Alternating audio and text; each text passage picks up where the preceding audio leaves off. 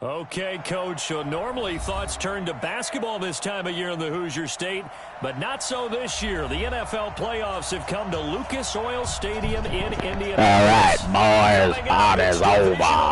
Saturday, we've got an AFC battle on tap between the Oakland Raiders and the Indianapolis Colts. The first of 4 berths in the conference championships on the line here as divisional weekend in the NFL is underway. And no run back here. This will be a touchback, and it comes out to the 25-yard line.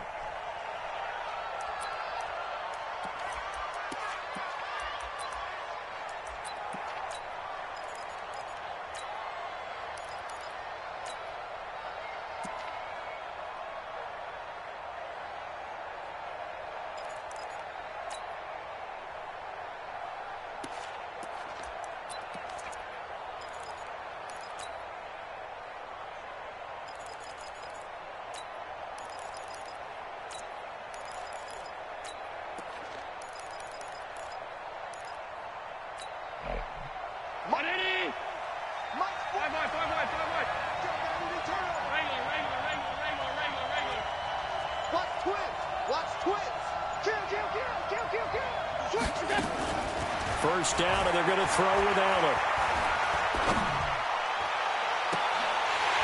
And that is incomplete. Showed off the arm strength there, but to no avail. Second down.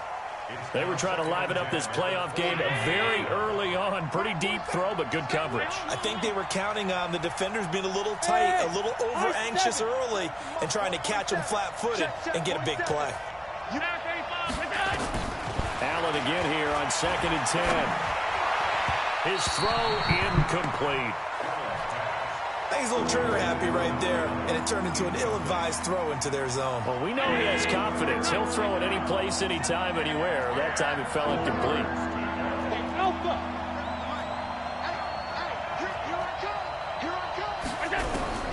Throwing is Allen on 3rd. Complete. The tight end, Kelsey. And he's going to be stopped here a few yards short of the first as the tackle is made at the 33. It'll be a gain of 8, but it'll also lead to a 4th down. He wasn't the primary target, but I think it was almost like a check down situation, wasn't it? Yeah, hoping he can break some tackles, a big tight end. And look here, it's an opening drive fake. And he's not going to get the first. I don't even think he made it back to the line of scrimmage. A little trickeration there, but it doesn't fool him. And the Colts are going to get the football in outstanding field position.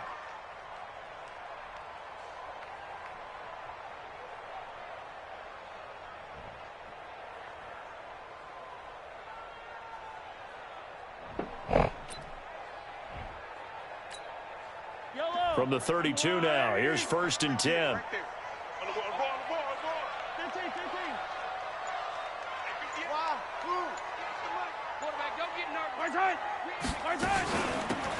They'll run it now out of the gun. Credit him with a 1-yard gain there to make it 2nd and 9. But we just saw a great example of what we talked about with his coach prior to the game. He's definitely one of the better linebackers at reading a play and flowing to make the stop before it turns into something big.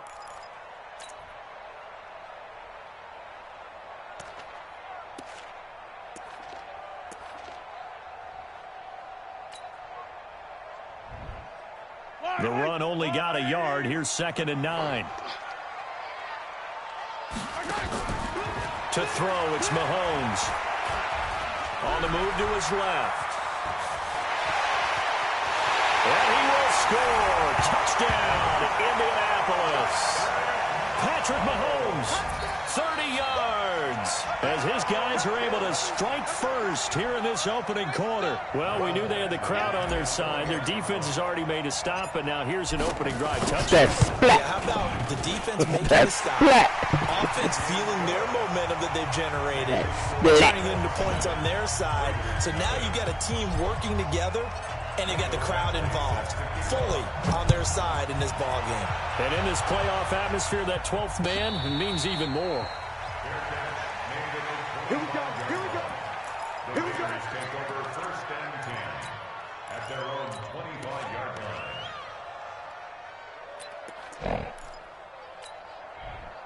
The Raider offense set to get this drive started. They're forced to play catch-up early in this division round game as they search for a seat in the AFC Championship round.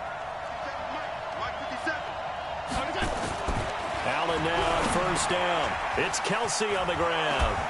And up to the 35 before they're able to knock him down. A pickup of 10, and it's enough for an Oakland first down. I got kicked out of that one, partner. You and I talk often about trying to hide receivers in certain situations, but a guy of his size can't really hide him. But the tight end drag route, definitely an effective way to sneak him across the formation for an easy completion and a first down. They run it with Jacobs, and he'll get this up to about the 38-yard line. Give him 3 on first down. It'll set up a 2nd and 7. 3 yards on that last carry. Here's 2nd and 7.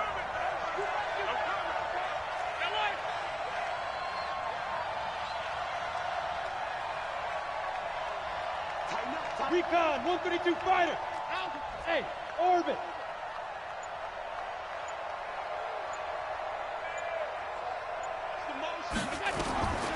Here's Allen to throw it. And he'll find Hall. Just one catch for him last week in the wild card win, but getting involved early here and picks up the first. This has to go down as one of the simpler routes in the playbook, but oh so effective. Nice completion there. Keeps the sticks moving. Now from Colts territory, here's a 1st and 10 at the 49-yard line. A quick throw out to Adams on the perimeter. Are you kidding me, bro? And they'll wind up getting this one all the way down inside the 20. Give him 30 yards there. It's not a surprise when you read scouting reports and watch tape because you know he's a heck of a player. But he is so difficult to get down in the open field. They just want to get him the ball and let him do his thing.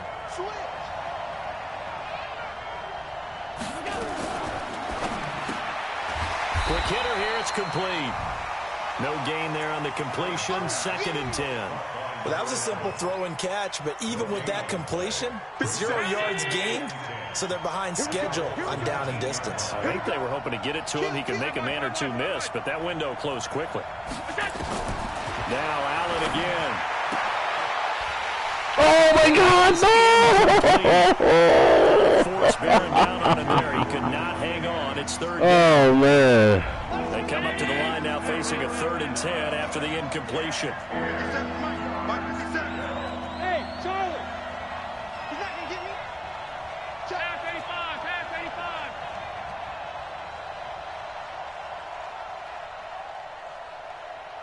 Hey, I got him. That's me. Gun. Stop. 57's a mic. 57's a mic. You ain't doing nothing today. Here we go.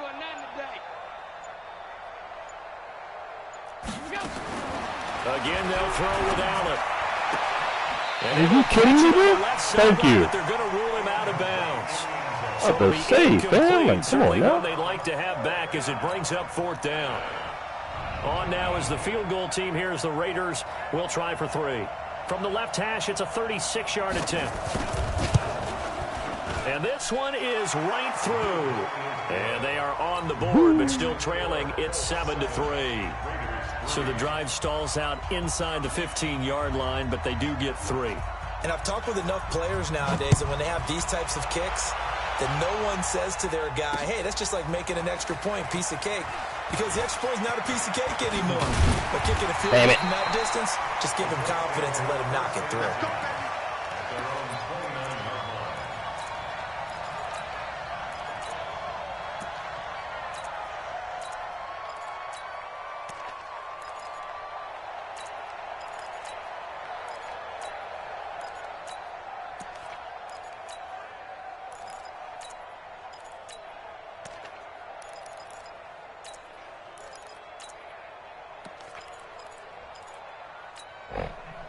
The Colts come to the line ready to start their next drive. And for them, a touchdown their last go-around. Obviously, they'll be hoping to do that again. And when you start plotting for this drive... Wow, it's a bubble screen. Why are you going right, bro? What is that? But you have to be prepared for wrinkles and counters because you know they'll make some adjustments. A loss of a yard there to start out. That leads to a 2nd and 11. Check curls, check curls, check curls. Working from the gun, Mahomes. He'll find Paris Campbell. That's complete. And he'll be taken down, but not before they work it across midfield. That one good for 26 and a first down. So here's a 1st and 10 now in Raider territory at the 46. Shotgun snap to Mahomes. It's caught. It's Miller. And he takes it down deep into enemy territory. A huge play that time for the Colts. 42 yards.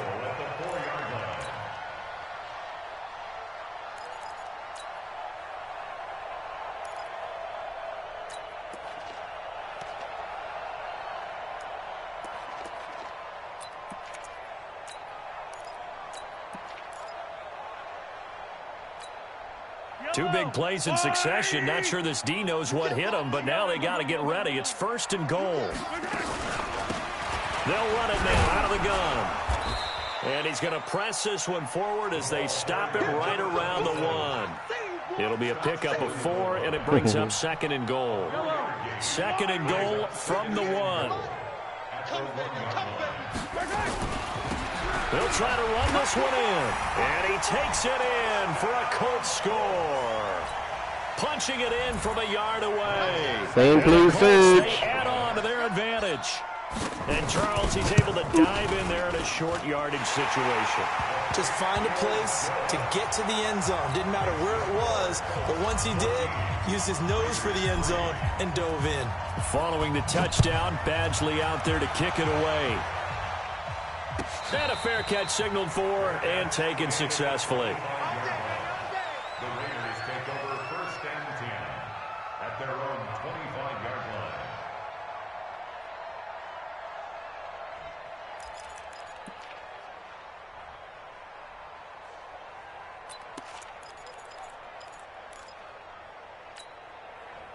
The Raider offense set to get this drive started. They trail early on the road in the playoffs. Not a great combination as they've got it 1st and 10. Oh, yeah. Escape, and he goes down. Ben Banagou charging hard from that linebacker spot, and he drops him for a loss of 11. Mike's 47. Mike's 47. 56, 56. He's crashing. He's checking crash.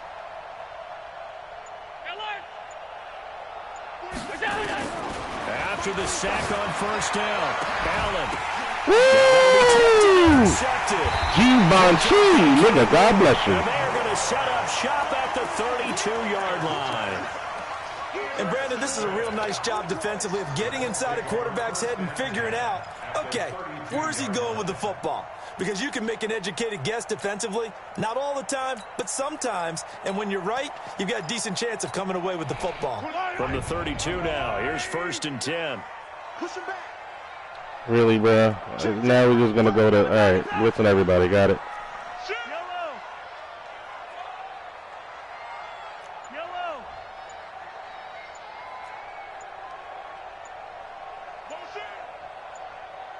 Hey, let's go. So after the INT, here's Mahomes. And this is caught. I think he Go got caught that it. with That's one funny. hand. That one for Indianapolis, resulting in 15 yards and a fresh set of downs.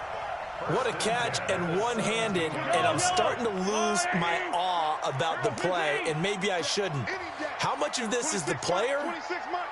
How much of it is the glove? Well, those gloves, they do have a little grip to them, They don't get a they? little extra tackiness to them now, and I know the guys in the NFL, the competition committee, some other places, they're talking about examining those gloves. And he takes this one in for a Colts touchdown.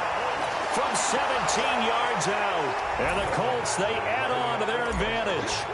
Well, Brandon, if we go back to our meeting with the That's so offensive good. coordinator, he showed us his script. Didn't show us everything now. He said, here's the script for the game.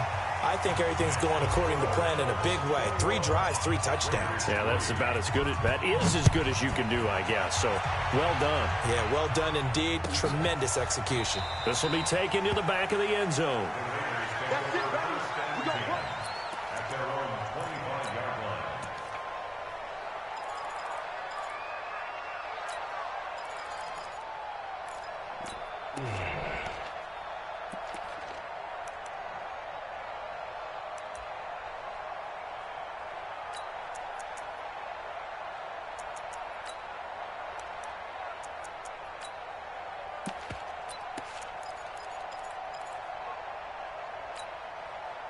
The Raider offense set to get this drive started. And following the interception, just any interception, are you a little bit more cautious when you start that next drive, or no, you just throw that out the window?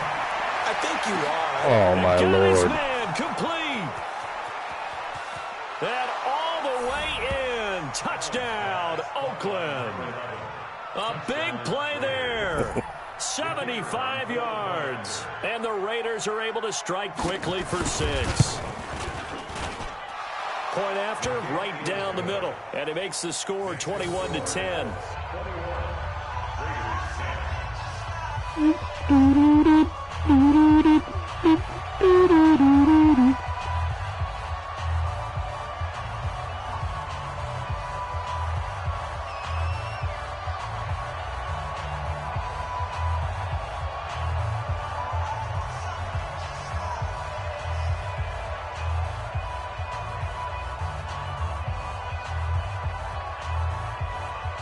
Set now to kick this one away, and off it goes. That'll be taken in the end zone. And he'll take it back to about the 19-yard line.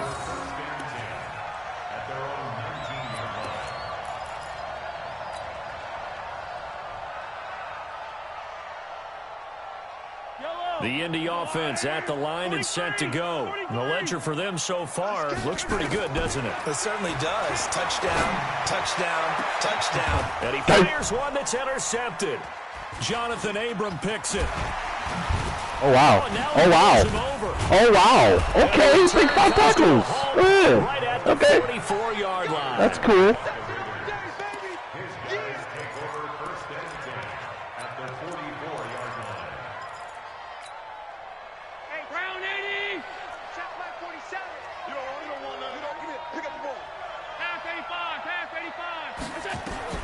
So after the INT, it's Allen.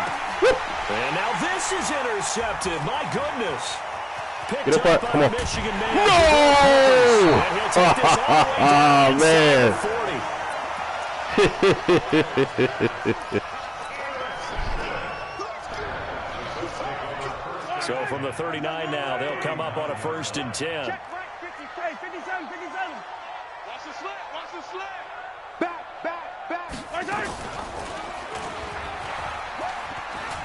The pitch back.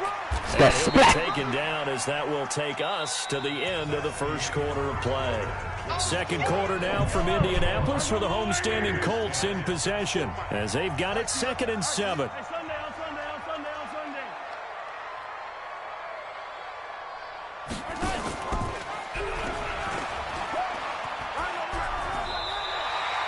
It's going to be a gain of 6 on the keeper, but it leads to a 3rd down. Oh, man, that wasn't far from breaking in a big way into the second. Had a red sauce that there in the turnaround. Quarterback kept it. And while he didn't get a first down, he did get a nice chunk of yardage. Only a nice tackle prevented it from maybe going all the way. Attack! Joker!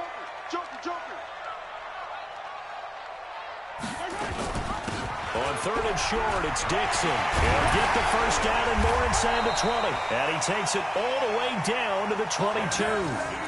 9 yards on the play and a first down. That's quite a spot there for his first carry of the game, but obviously they had plenty of faith in him, didn't they? No question about it. And here, why not go with the fresh legs? Able to push forward, pick up that first. Now on 1st, Dixon again. And he'll take it down here just shy of the 15 at the 16-yard line. It's a 6-yard pickup, but it gets him to 2nd and 4. Looks like they're establishing a pretty good pattern here because they've been very heavy in the running game on the last 4 plays. Yeah, you took the words right out of my mouth. So far, 4 plays in this drive, all 4 on the ground. On 2nd down now, Dobbins. And another inside the 10 as he's brought down at the 9. That play gets him 6 yards and sets them up with a 1st and goal. So many teams want to throw the ball in this situation nowadays, but I love watching a team that has enough confidence to go ahead and run the football in that situation. That's almost a tendency breaker. Now they'll throw with Mahomes. They'll try and set this complete.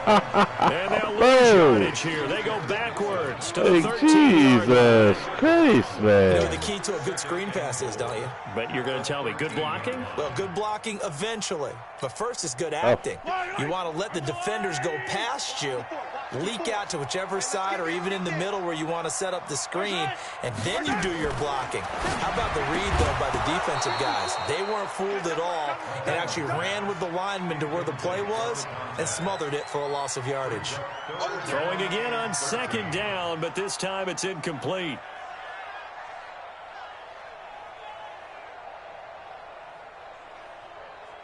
An extra defensive back on the field here for 3rd and goal.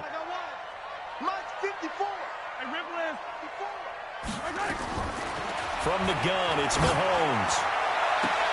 And this is intercepted, but they'll say out of bounds. So very close to a turnover there in the end zone. And based on my math, they've only converted one time thus far in this game, so you can see the frustration starting to come out a little bit. 3rd downs, they've been a problem for them all game. They've got to start becoming solutions. Eventually able to knock this one through, and that will get the lead up to 14.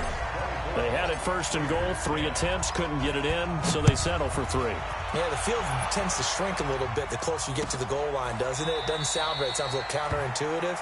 But you run out of space to run the deep route, so they can just sit on the shorter stuff if you're going to throw it. If you want to run it, there's just not as much space. They end up having to take 3 there.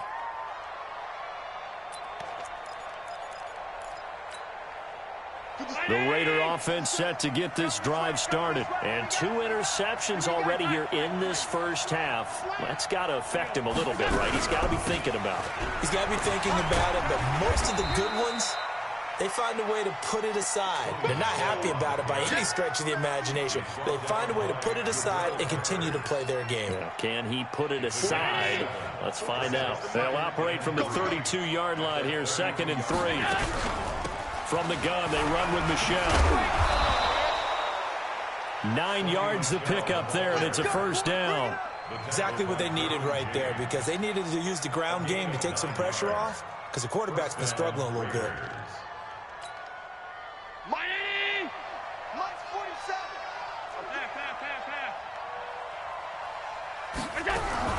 Now a 1st down carry. It's Michelle. And he'll be taken down, but not before he works it past the 50. That one will go as a gain of 11. Raiders having a 1st down as well. I'm okay with the call there. In fact, I actually like it. I know they're down a couple of scores, but the running game worked in that situation. I would continue to go in that direction. Now from Colts territory, here's a 1st and 10 at the 48-yard line. Here's Jacobs on 1st and 10. 5 yards on the carry. Good pickup on 1st down.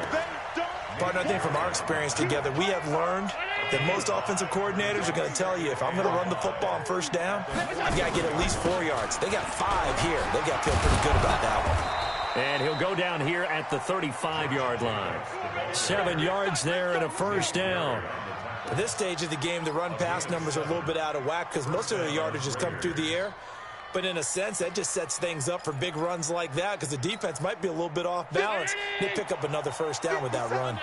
All runs on this drive so far. It's 1st and 10. And now they'll throw with Allen. And that'll be incomplete. We do have a penalty flag down, however. Let's see what that's about. Clearly wasn't outside of the tackle box. There's your penalty. And accompanying that penalty, a loss of down. They lose the yardage, and, of course, they also lose the down on the grounding call, and it's quickly 2nd and long. From midfield, here's Allen. He's going to go for a big play downfield. Oh, nearly picked. Yeah, maybe lucky there. This guy doesn't drop many defensively. 3rd down. This defense has been very disruptive early on as they force another one to go awry. Seems to be the front and the back end. Pass rush, they've been able to get home, and they're taking the ball away in coverage as well. I love how you put it together. The front and back working in sync. Only way to play good defense. On 3rd and long, it's Allen. He's going to let this one go deep. And that'll wind up incomplete. Bold play call there. Now it's 4th down. Not only was the call spot on, how about the execution of that defense right there? The zone was absolutely locked up tight. He was trying to force it in there on 3rd down. But if there's a time to force it, he felt like he needed to make a play, right? Yeah, exactly right. 3rd down, you got to try and find something. There's nothing available there for him. That motherfucker flip. Field position. That's an absolute bomb of a punt. Downs it inside the 5-yard line. Absolutely ideal. From that position, you're hoping to get it down inside the 15, inside the 5. Superb.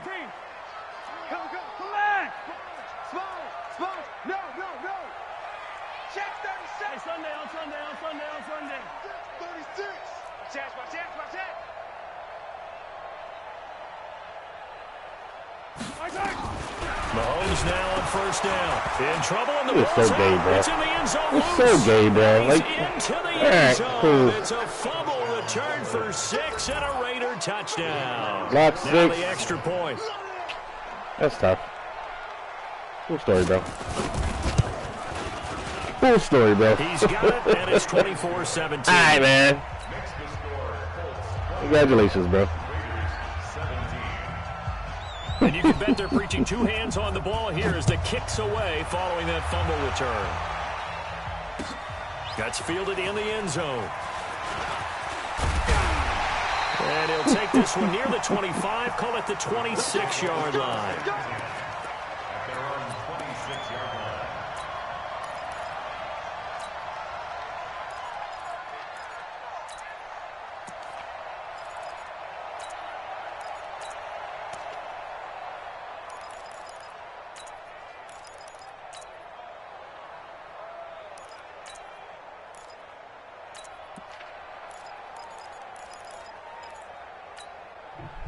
The Colts come to the line ready to start their next drive. They'll be looking to make amends for the events of a moment ago. A fumble return for 6 points. You absolutely have to protect the football. That's got to be priority number 1 because margin for error is starting to slip away. And now it's down to a 1-score game. No gain there on the completion. 2nd and 10.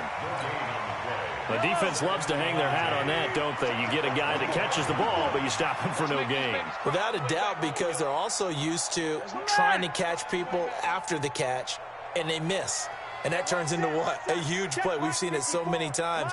In this case, though, catch was made, put down right on the spot. And not much to speak of. Call it a 1-yard gain up to the 26.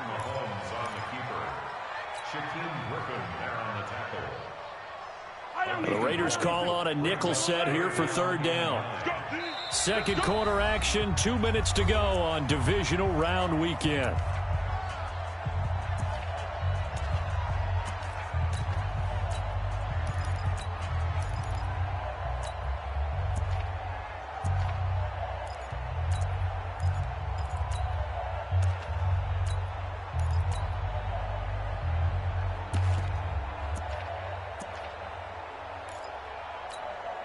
We remind you, as we've done all year, that coming up at halftime, we will visit with Jonathan Coachman, standing by in Orlando. He'll let you know what's going on here on a very eventful Divisional Round weekend. Mahomes he fumbled again, huh? Was that for a touchdown? All right, cool. Cool story, bro. Fumble return for 6 and a Raider touchdown. Second time he's lost a fumble. This one hurts more. It's returned for 6. He's been under a lot of duress, hasn't he? Pressured, hurried, harassed the whole game. Well, the offensive line not giving him a lot of help. Not a lot of help, but the bottom line, he's got to take care of the football. Okay.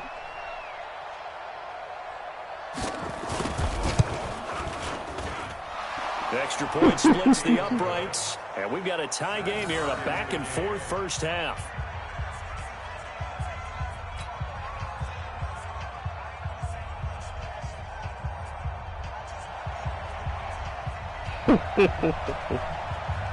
Nothing separating these two sides. 24 all our score as he sends this one away.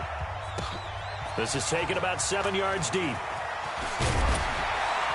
And And the decision to bring it out is going to cost him about 7 yards all told as he's taken down back shy of the 20.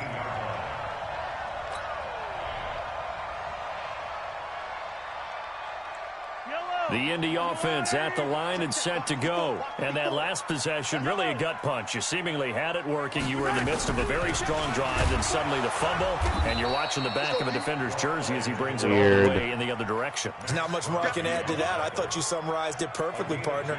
You've just got to regroup and start putting another drive together. That's all you can do. Switch gears. Tight dog. Tight. Throwing on 2nd and 8. Mahomes. Catch made here by Campbell. Powers past him at midfield. And he'll be taken down, but not before they work it across midfield. Getting it to him in space pays off big time. That winds up going for 31. So the line of scrimmage moves all the way across the 50 now as they come up 1st and 10. Now here's Mahomes. Oh, like Jesus Christ. They sack him back right around the 44. Montez Sweat picks up his 2nd sack of the afternoon. Sacks a growing theme in this first half. This is 2nd and long. Mahomes going to throw. And he's going to go down again. So if we recount real quick, he had the touchdown earlier, and now he comes up with the sack here. No doubt about it, he's having himself a game. Going to need better protection here. 3rd and long following the sack for Mahomes and company.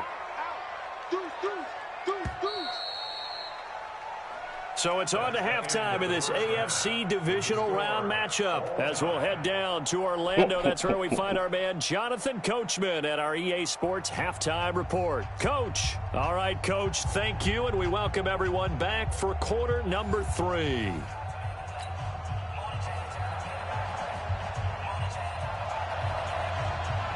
Win or go home, that's the name of the game, and we're back underway with the second half of this AFC Divisional round.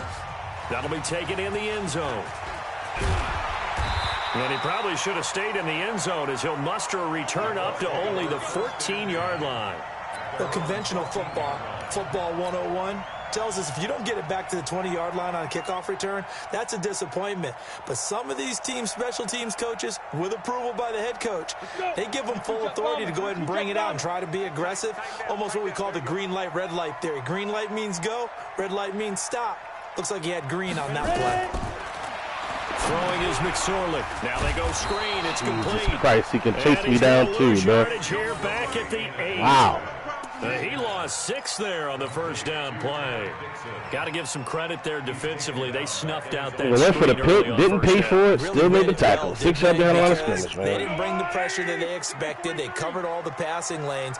So once you see it break down as the passer, I think in this situation, you're throwing it at the feet of your back to make sure no one picks it up, or you throw it away, throw it over the sideline. Don't try and freelance and try and make a bigger play.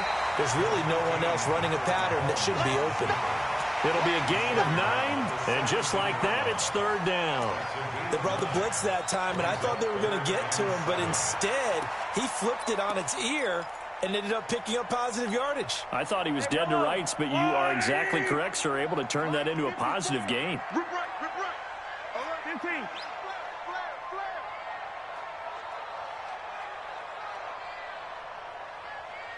Right there, 54. Right there. Throwing is Mahomes on 3rd. And he gets it to Funchess complete. His first reception of the divisional round matchup, but it's good for a 1st down as well. I think it all came together there. In-breaking route, drove it with excellent pace. Money throw right there to move the sticks. Mahomes going to pull it out and keep it himself. Jesus Christ. And they will take over at the 29-yard line.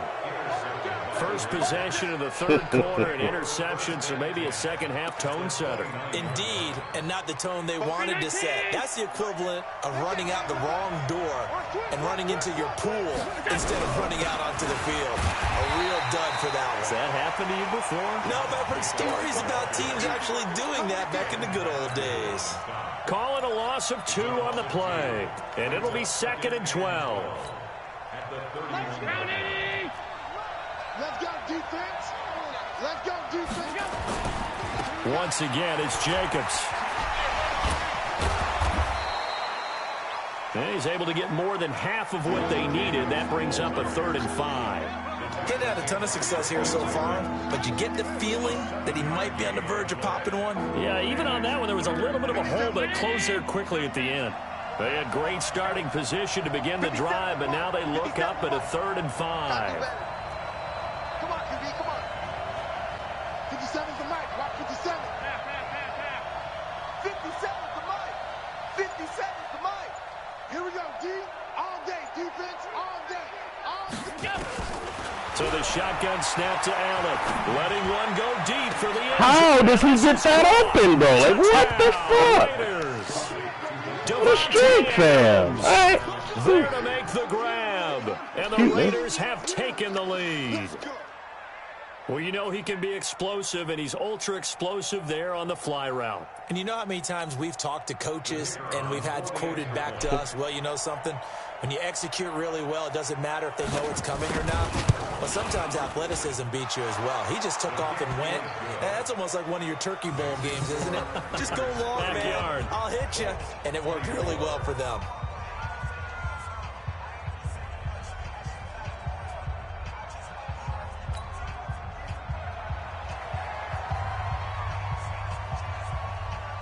Out is the kickoff unit as they run up and send this one away. That'll be taken in the end zone. And the decision to bring it out will cost him about 5 yards as he'll get this only back to the 20.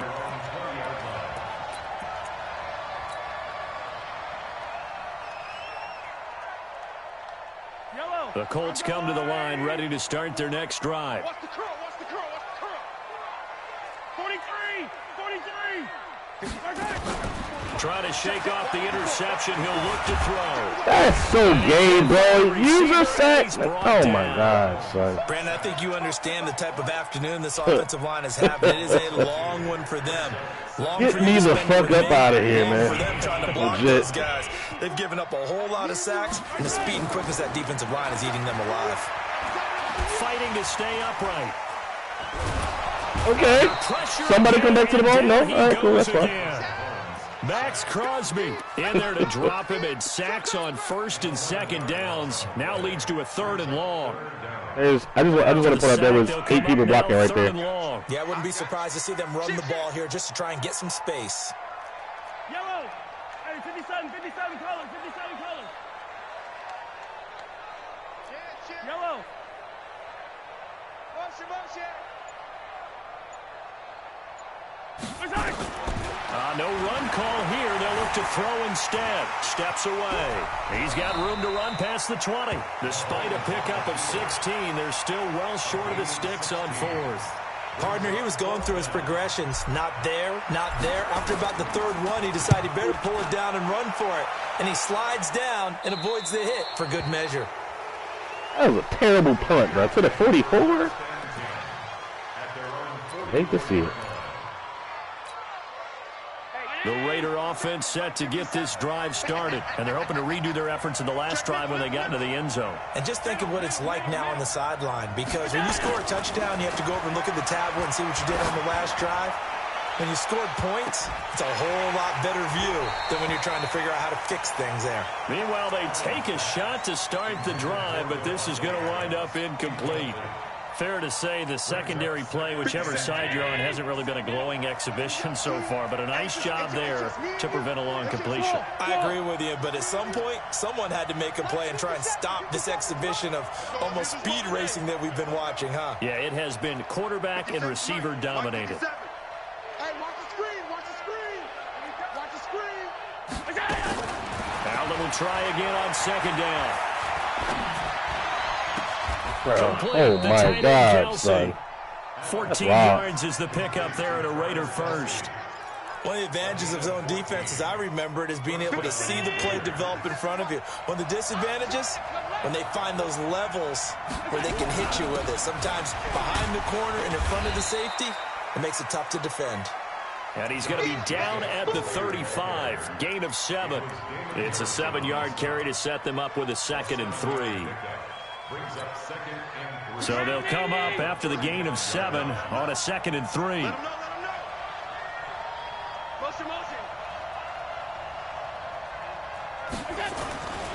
They'll stay on the ground with Jacobs. And that play going absolutely nowhere as he's belted before he could get out of the backfield. Now, they struggled to get him rolling on the ground in the first half, and that's sort of continuing here in the third quarter. Yeah, but I don't think it's time to abandon the running game. I would say keep feeding the horse, and I believe he'll eventually reward them, especially as we get deeper in the game. Throwing is Allen on 3rd. And that is incomplete. I figure out how that universal coverage corner or DB was beat that bad, bro. Like, Jesus. That allowed them to disrupt the play.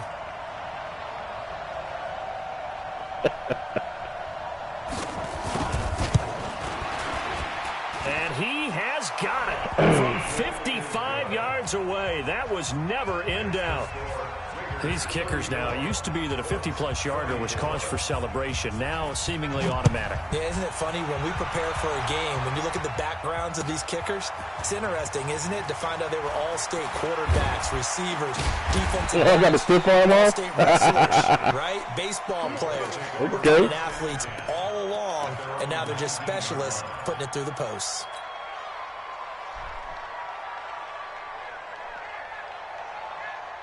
The Indy offense at the line and set to go. And on the last go-around, they really couldn't get anything going. They had to punt from deep inside their own territory, which means you're going to lose the field position battle as a general rule. Well, Mahomes can't get away, and down he goes. Montez Sweat getting him once again his 3rd sack of the afternoon. This offensive line flat out cannot handle this pass rush. We've seen it demonstrated time and time again to the tune of 7 sacks in this game thus far. Throwing on 2nd and long. Mahomes. Campbell making the catch. And way up past the 35 before he's taken down. That one good for 26 and a 1st down. That's good for the Colts.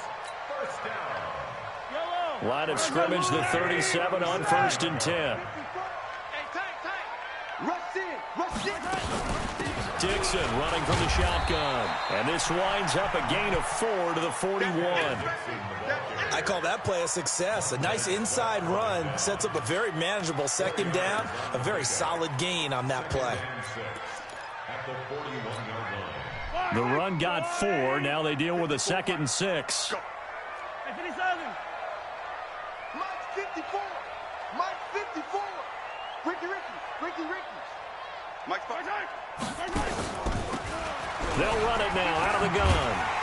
And they're going to get him behind the line yet again. As his behind the line? That's a 12-yard game. A gain of 11 that time and a Colts 1st down. 1st and 10 at the 48-yard line. Now this will probably be the last play of the quarter. Game be tripping, bro.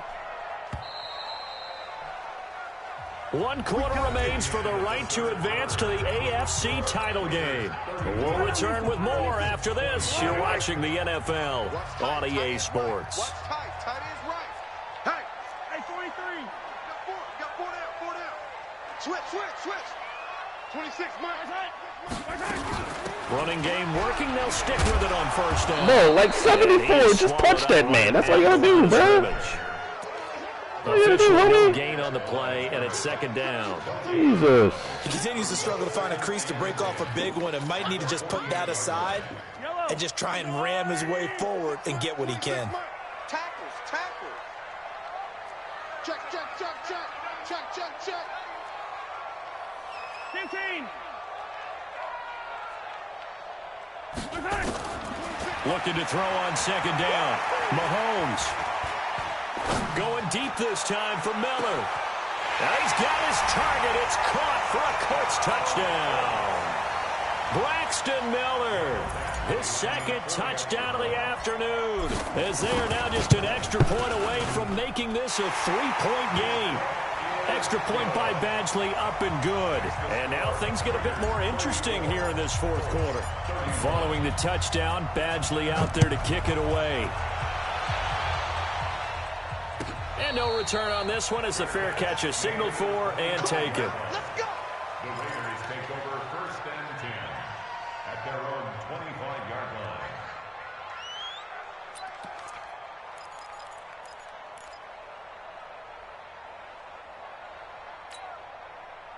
The Raider offense set to get this drive started. And fortunate to get points on the board last time. They had to hit a really long field goal to do so. The kickers in today's Yo, game, that's Max Harrison, bro. Like, let that sink in for a second, man. Start to take them for granted. Come on, we can't do that. That's a long field goal that they got 3 points out of. That's Gotta feel good insane, about man. that. And they better make sure they love him up because he's helped them out. Yeah, now we'll see if that offense can put 6 on the board here. We'll see. 2nd and 6, just inside the 30. Jacobs now. Not much room here as he only gets it to about the 30. Call it a gain of a yard, and it's going to bring up 3rd and 5. This defense starting to buckle down when they need to, and right now they're winning this fourth quarter, losing the game, but they're winning in the fourth quarter. And what a fine line it is about what they're trying to get done because they're down, so they obviously need the football, need a score, but they can't be so aggressive as to give up their edge, their gaps, and have the offense hit them with a big play. Allen fakes the give and keeps it. Oh, my God, bro. Holy shit. It's incomplete. The Put into zone, man. That's tough. Down. Critical play in this football game. If they pick up the first there, that clock keeps rolling. Has to be a little frustrating for them because they know that if they pick up a first down there and continue to eat away at the clock, really increases their chances of closing this one out. Now they're likely going to have to give it. Oh, the ankles that are not even there for him to grab. He gets okay. 56 yards on the punt. And the Colts are going to take over, albeit deep in their own territory. I hate this game, bro. I swear. The Colts come to the line ready to start their next drive. Last time they were out here, they had the benefit of good field position, led to a touchdown. This time, they're going to have to work for it. They are, but with that last drive that culminated in a touchdown, I think they carry that confidence into this one. Doesn't matter where you start with the football now, they have to feel great about their opportunity. Now, meanwhile, a pass that should have been intercepted, but it winds up falling incomplete. He was looking for the connection with Devin Funchess, but it'll be 2nd down. So after the incompletion on first, now 2nd and 10. Check. 15. No shit. 26 Mike. Yellow. 26 Mike. Here's Mahomes to throw. And this time he's got the hook up. It's complete. Tell you what, he's been able to put the ball in some tight spots all game long. That throw, no different. Yeah, a lot of people would call it a gutsy type of a throw. I think he looks at it as, I can do it, so it's not that big of a deal to me, and I'm going to keep firing. His first reception of the divisional round matchup, but it's good for a first down as well. Mahomes now perfect since the second half started. 7 of 7. It's 1st and 10. 1st and 10 at the 32-yard line.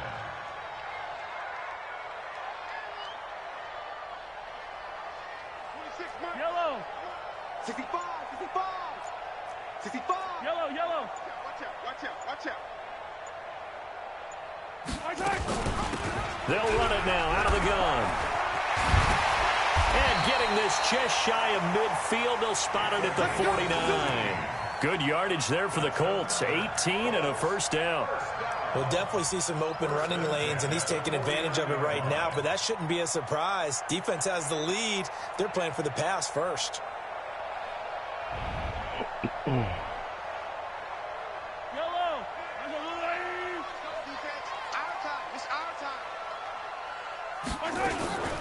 On first down, they go with Oh, man, it looked like it was there for me to cut it back. Losing yardage back near midfield at the 49. Wow. That's going to go as a loss of a yard, and it'll be 2nd down.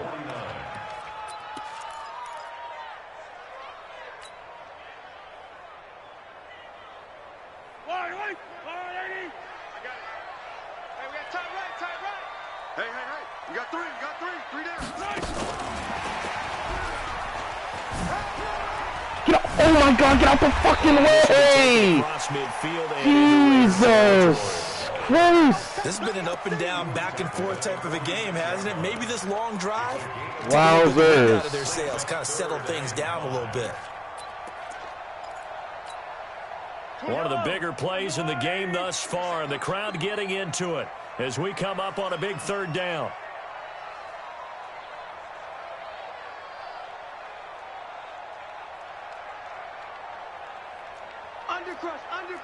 Under crunch. Attack!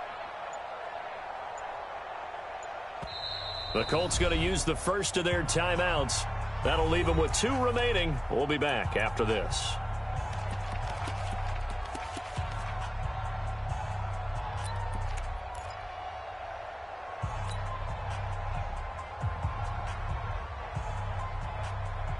The Colts on third down. They've converted 3 out of 5 thus far. This will be 3rd and 5.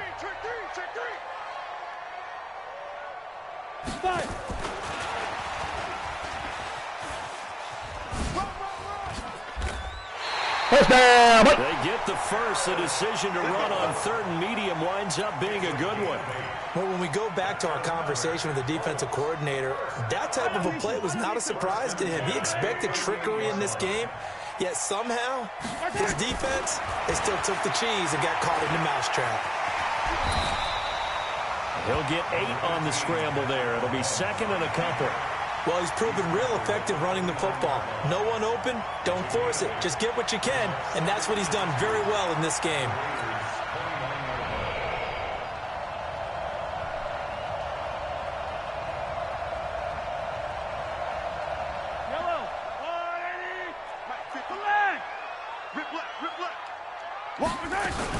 On 2nd down, it's Dixon. Oh my God! That's the football. Wow. That ball gets knocked free. Whoa, what? Comes along and scoops it up. Almost Insane, man. It's almost like baseball. Guys at bat, people are on base in scoring Insane, position. man. One guy doesn't get them home. The next guy comes through and picks him up. Insane, bro. Turnover. They don't need to run another play here before the 2-minute warning. Let's see if they do it anyway. Attack! Smoke! 58, 58, come on. On 3rd down, Dobbins. It'll be a minimum pickup, and it will take us to the 2-minute warning. He needed 2, he got 1, and that's going to leave him with 4th down and a yard.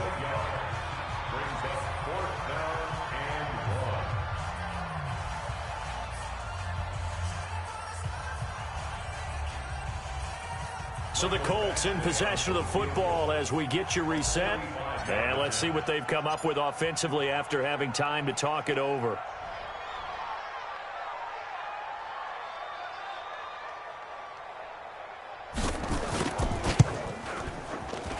And this one is right down Broadway. And we are all tied here in the final stages. Well, we knew this had the potential to be a tight game, but with less than 3 minutes to play, couldn't be any tighter. We're all tied. All locked up, right? And this next drive is going to tell us everything we need to know about this game because I want to see how they come out with the football. Are they going to be aggressive and attack downfield? You still got the 2-minute warning to come up? Or are they going to be conservative and try and hold on and maybe just get to overtime?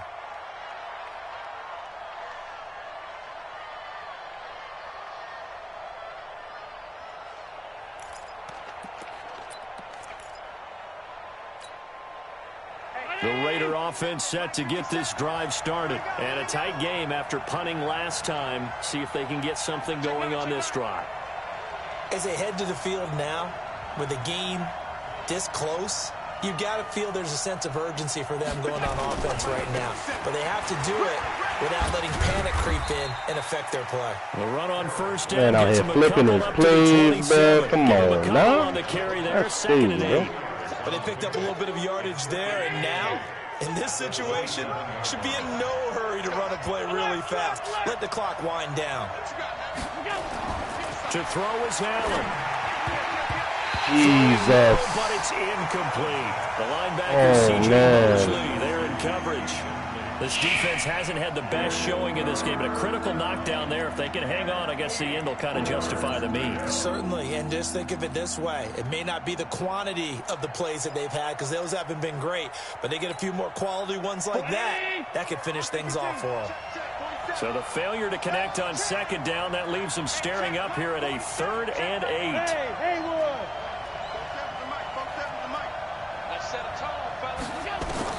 Now Allen. He's going to look deep down the field. And that's caught inside the 30. And he does take it in for the touchdown, but a flag on the field, and I don't think this is going to stand. Yeah, don't put the points on the board.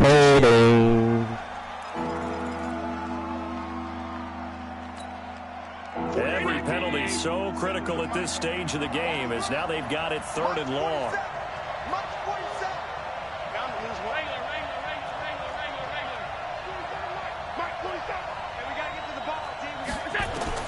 Back to throw. Allen. He's going to sling this deep downfield. Are you serious, bro? What is that? Damn. They're able to convert on 3rd down, and that sets up a 1st and goal.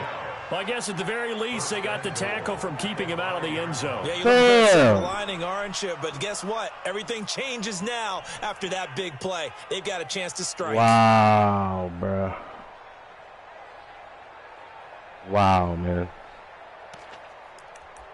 Wow. Fucking wow. Field goal would be a chip shot from here. Let's see how they play it on 1st and goal. Wow, bro.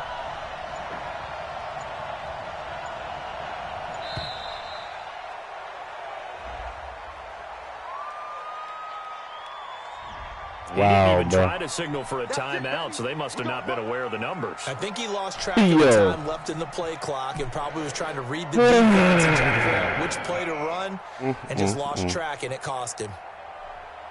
What a travesty.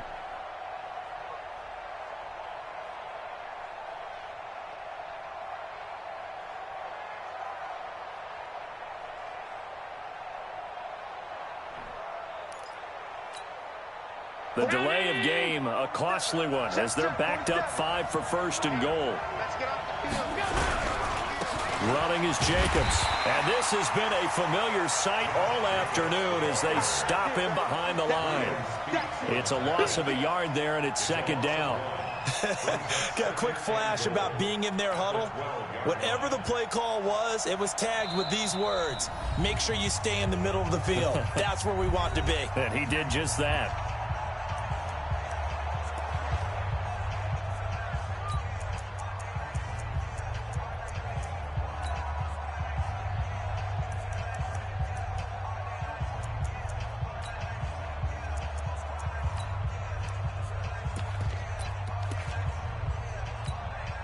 And now it all rests on the right foot of their kicker.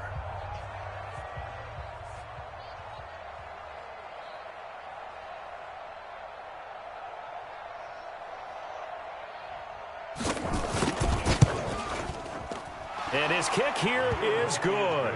And it's celebration time on that sideline as they have taken the lead in the final seconds. Well, sometimes you get a mismatch in these divisional round games. Not here. This has been everything insanity, we could have hoped for. Okay, Brandon, don't get mad at me, but it's time for the old cliche. Bring it. Neither of these teams deserves to lose, but in the end, it's looking like the late field goal is going to be the difference in this game. That's a good cliche. We'll let that one go. The Indy offense at the line and set to go. Look at the clock. Everyone knows the situation. Probably time here for one final play. And we know what that play is going to be. It's got to be some sort of Hail Mary, throwing it towards the end zone and hoping someone can catch it or catch it off of a tip. Think back to 2015. Didn't we see Green Bay pull that off twice in the season? Once in the regular season, once in the playoffs. So stranger things have happened. It'd be interesting to see what the defensive strategy is about who they put on the field to try and knock that ball away. And, Charles, if you're the coach of the losing team, even though you made it to the playoffs and there's part of that that feels good, what do you say to your guys after? I think you probably tell them how proud you are of them to make the effort to get to this game and then point them towards the future. If we're good enough to get here, All we've got to do is work harder, be better, and we can be good enough to go farther next season. How many times have we seen a team lose in the playoffs, and that girds them for a championship run in the future? Thanks for tuning in, everybody. Alongside Charles Davis, we thank our entire crew. I'm Brandon Gaudin. This is the NFL on EA Sports.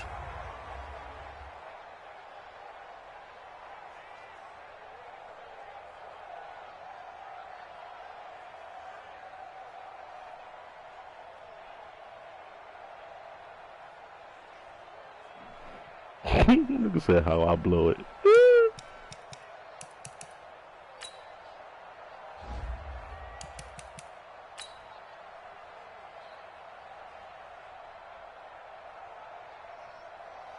He was just fucking misaligned. That's tough.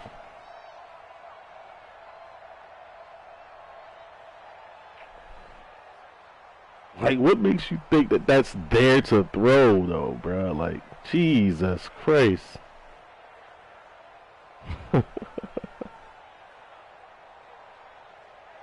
That's crazy. He's open by 5 yards, too. Or 3 yards.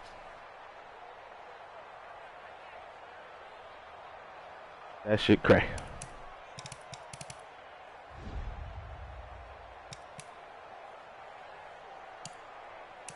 Player stats.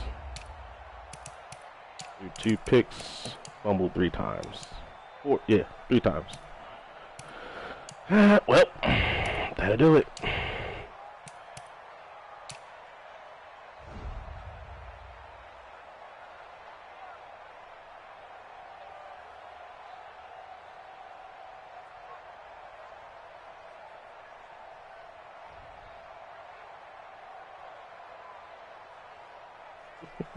So he got them hitters.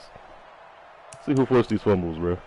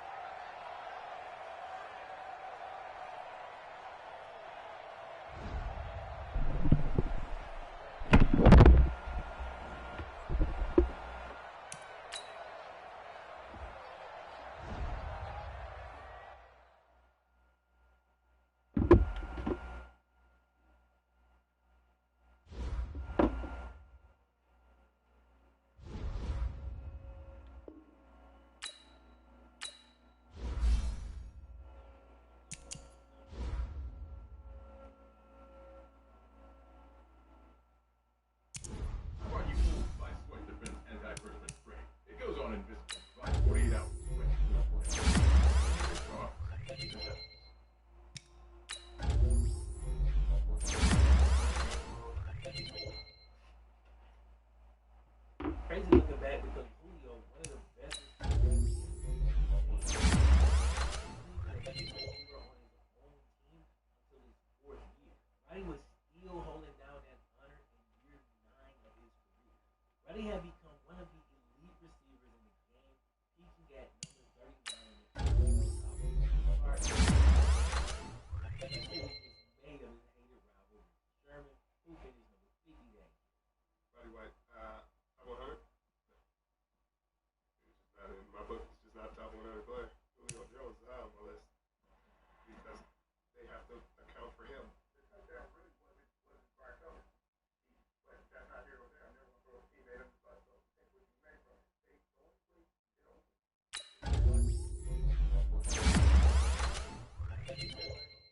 don't play. Play the game and line up. Damn, so head to head with me and Brandon Brown. He has one day. I mean, you can see the place from line up on the edge. I think he caught one pass to come back or something. All right, Ronnie's cool. All right, bro. Richard Sherman is my dude, but these are just because they're all pretty easily argued.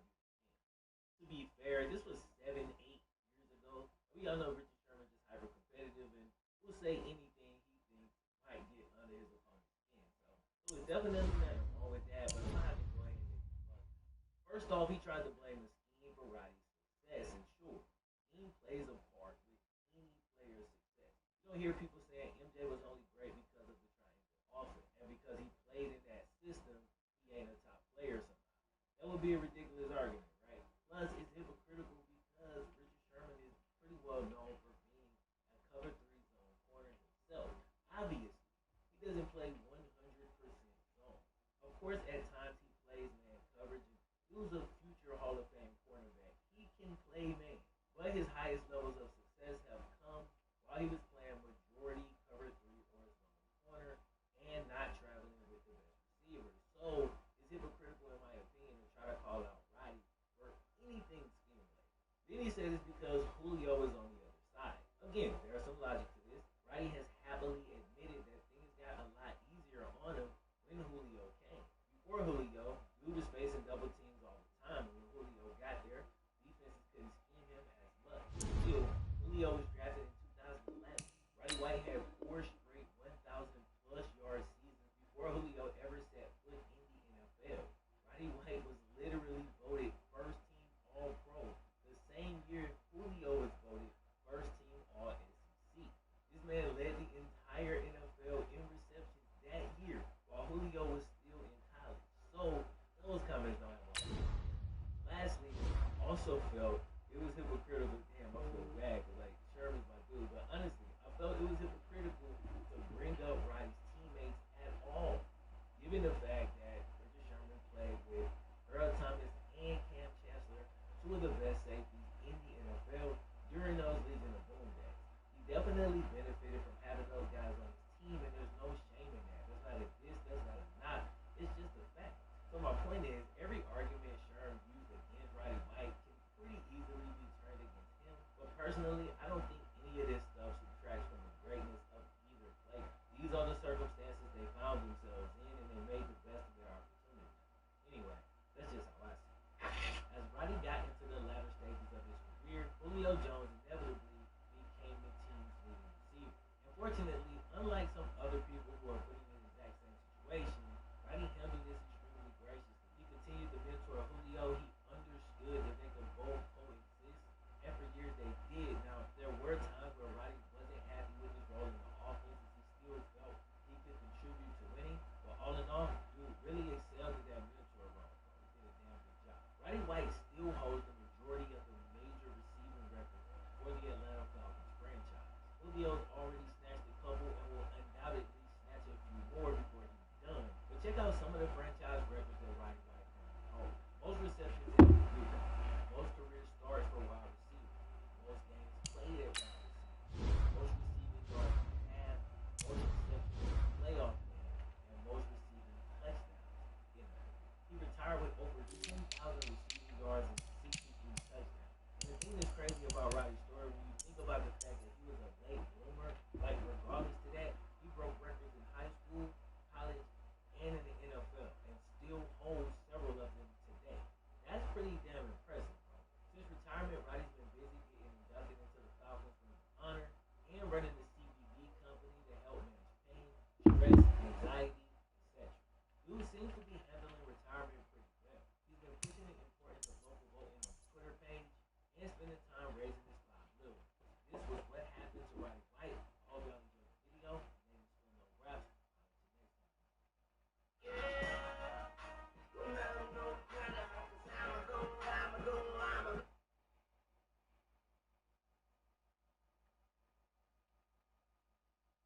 next time. American Public University higher education must a higher return on investment for students. APU proudly ranks in the top. Terrell Pryor's career has been a roller coaster. Me, I'm 6'5", 230. I'm talking about a guy who's a once-in-a-generation, world-class type of athlete, whose football career has been everything from mind-blowing to tragic. You got to the point where you said, they're not going to let me play quarterback. Now how do I stay on the football field? In 2016, he had changed to a position that he had never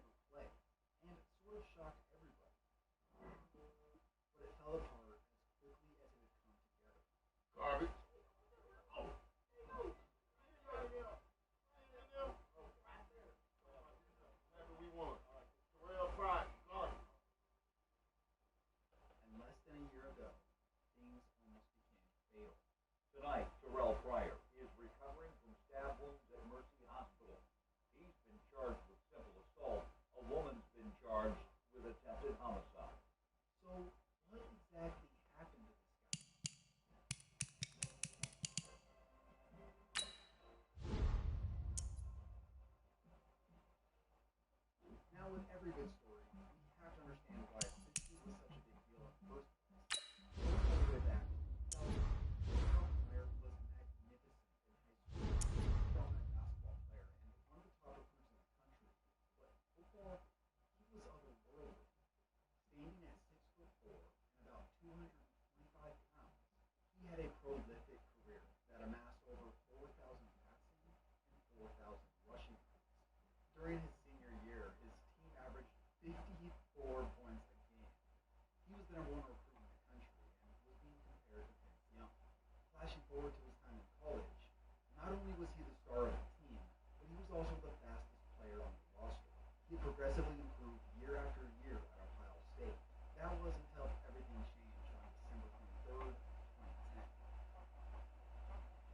Ohio State quarterback Terrell Pryor and 4 other Buckeyes must sit out the first 5 games of the 2011 season for accepting improper benefits. This was devastating news to Buckeyes fans. Pryor became infamous as the guy who exchanged memorabilia for tattoos. Ultimately, Pryor didn't want to have to miss half of his senior season, so he packed his bags and got ready for the NFL. He wasn't allowed to go through the regular NFL draft, but he did become eligible for the supplemental draft. And Al Davis, the man who loved guys who were fast over anything else, picked him up. He only played sparingly for his first 2 years in Oakland until 2013, where after the team traded away Carson Palmer, Pryor received his first legitimate shot as the full-time starter. Terrell Pryor, the Jeanette, Pennsylvania native, about 30 miles from Pittsburgh. Rich big moment against his hometown team. They spotted Aaron Simmons.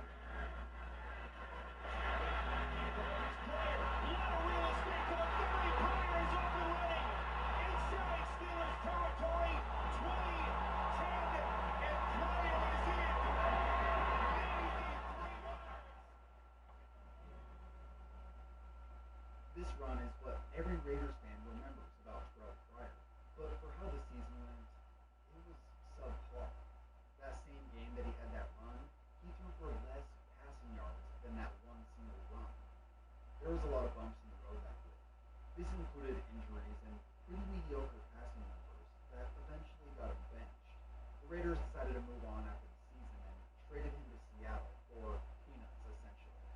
This is what Terrell Pryor's life was like following the trade.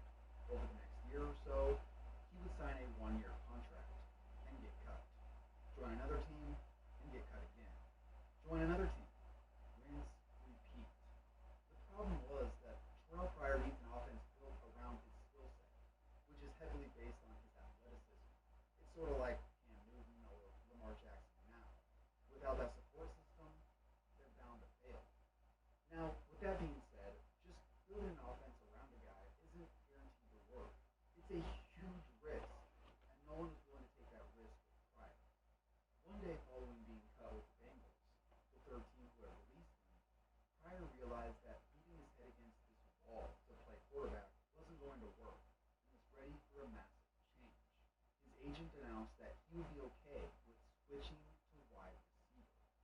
Now, not only is it really hard to make it to the NFL in that given position, but to try to switch to a position that you've never played, that's nearly impossible.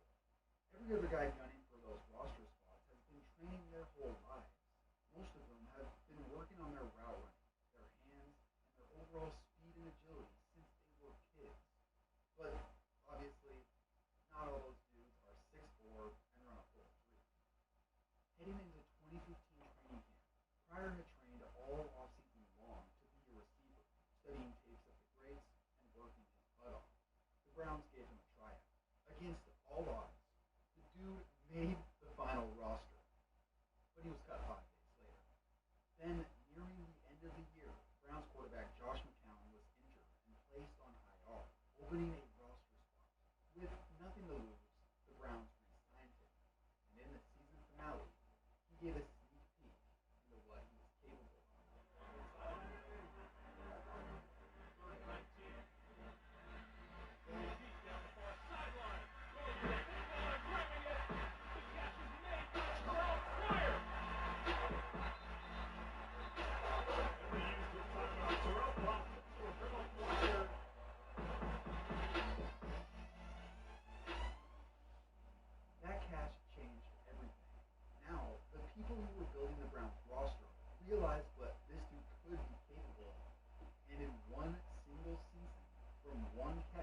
He went from waiver wire to the starting #1 Browns receiver. This was a truly remarkable accomplishment. But even the most optimistic fan like myself couldn't have predicted what happened next. It's all still out there. Say hello to the world again in an all-wheel drive process.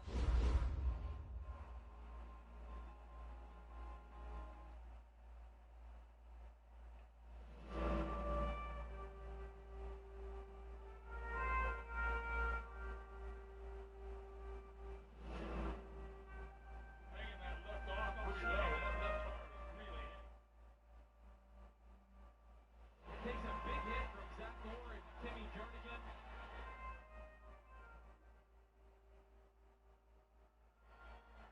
Third and 9. Kessler under pressure. Sack football comes loose. Miami has it.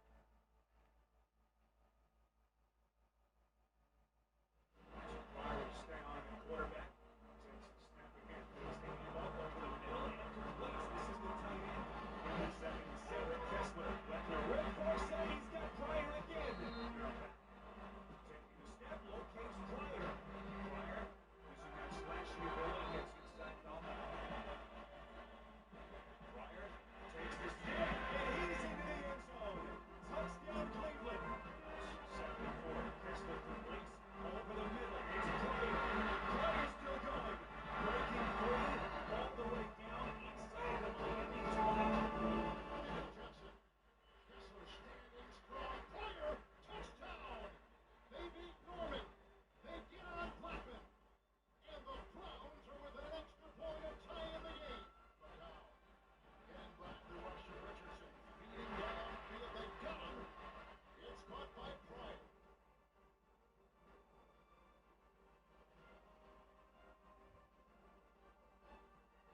Shazier's block. Oh, they got him.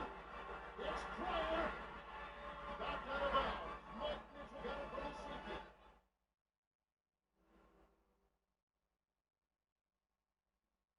A bit dramatic, I know, but you have to understand how bad the Browns' offense was that year. They were ranked second to last in total offensive production, and with the carousel of quarterbacks they had, it wasn't like Terrell Pryor had Tom Brady thrown to him. Around that time, I had been thinking, wait a minute, this doesn't make any sense. He barely spent any time training at this new position, yet he burned guys like Josh Norman and Darrell Reeves, and he had 1,000 yards in his first season as a receiver. For many of us, 2016 really had us thinking, wow, the sky is the limit for Terrell Pryor. Then, of course, came around contract talks. Pryor had gone from striving for one-year minimum contracts to looking for much bigger multi-year deals. He turned down deals from multiple teams, including a long-term contract with the Browns, reportedly worth more than $30 million. Pryor had gambled going for the big contract. He lost. Late in free agency, he had to settle for a one-year, $8 million deal with the Washington Redskins. A go-ahead and prove it once again type of deal. After a disappointing year where he didn't even come close to his 2016 production, he was released. He was signed with the Jets after that and was released halfway through the season. Then he was signed with the Bills and was cut 2 weeks later. He received one final chance, this time with the Jacksonville Jaguars. And before the season even began, he was hurt again and was released by the team. It was deja vu for Pryor, and he wouldn't get picked up by anyone else after that. But things would get much worse. Tonight, Terrell Pryor is recovering from stab wounds at Mercy Hospital. He's been charged with simple assault. A woman's been charged with attempted homicide. On the morning of November 30th, 2019, an altercation between Terrell Pryor and his then-girlfriend almost became fatal. With how things played out, Pryor is lucky to be alive. Neither party was innocent in this, but as of right now, they both have yet to receive any discipline for what happened. If you want to know more details, I'll leave links in the description with the most up-to-date information about it. But as for Pryor's physical condition following the incident, he recovered quite well. In fact, he was already back to training just about a month after being in the hospital. The reality of his NFL career was he had gone from failed experiment to star wide receiver back to failed experiment. But still don't know why things fell off so badly after 2016. For starters, he always had issues with former teammates. We can talk about it, Adam. Garbage. We'll get started with Terrell. Garbage. Oh, there you go. Right in there. Terrell Pryor. Garbage. Pryor was the kind of guy that would go for one-handed catches and show off in practice. The type of dude that defensive players despise. So once he would leave and sign with someone else, those former teammates were ready to go after him.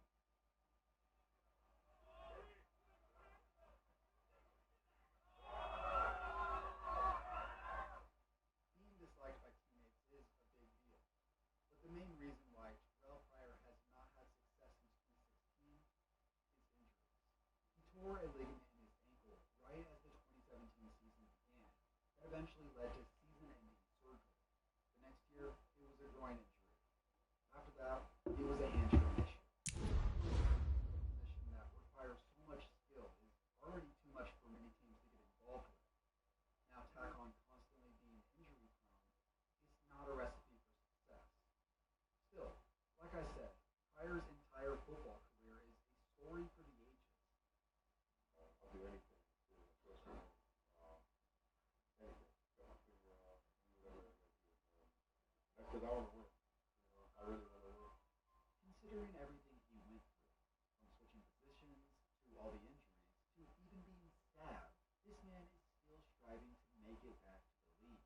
Going from the top quarterback in the nation in high school to being told that you can't play this position anymore is a massive piece of humble pie. However, Terrell Pryor found a way to be successful, even if it was short-lived. The man's got two things that you can't teach: an incredible work ethic and world-class athleticism. And who knows, with his speed, maybe a comeback is possible.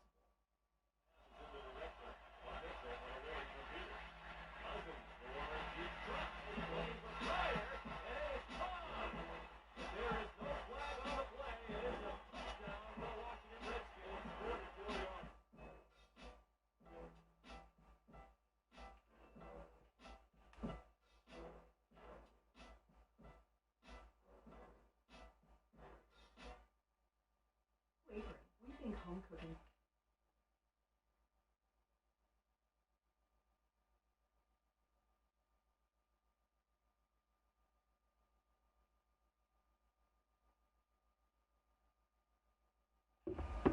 We've always made quality foods for many people, and when we sell many of them, we make them more affordable. To us, that just makes sense. IKEA, make the dream yours.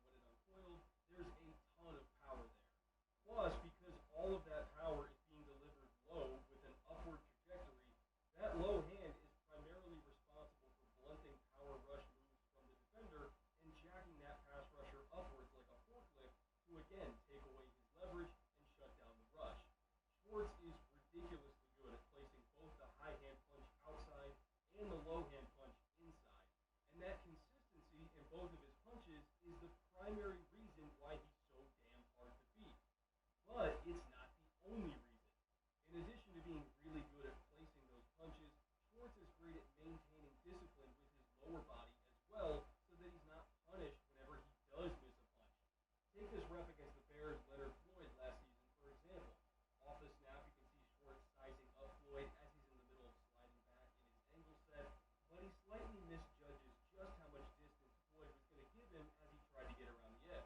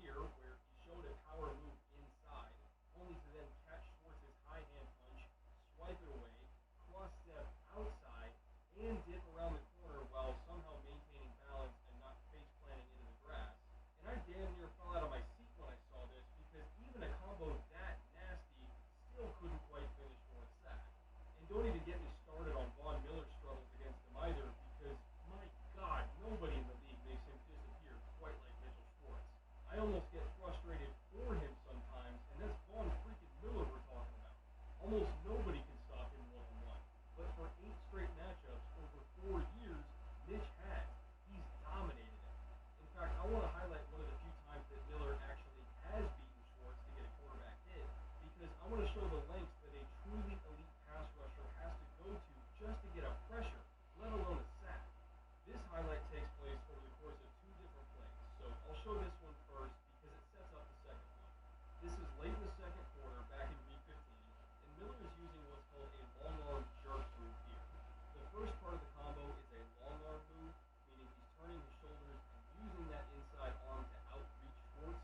This is what you hear defensive line coaches refer to as the one arm is longer than two principle. And then once he gets solid contact on Schwartz and kind of rocks him back a little bit with that long arm, he jerks Schwartz forward to try to throw him off balance while he turns the corner.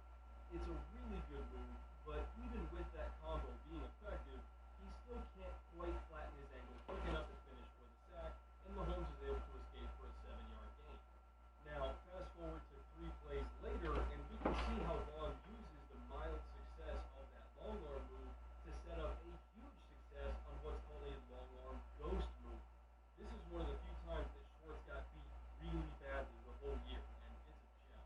Watch Vaughn come off the ball here like a bat out of hell and immediately flash that inside hand like he's going for another long arm.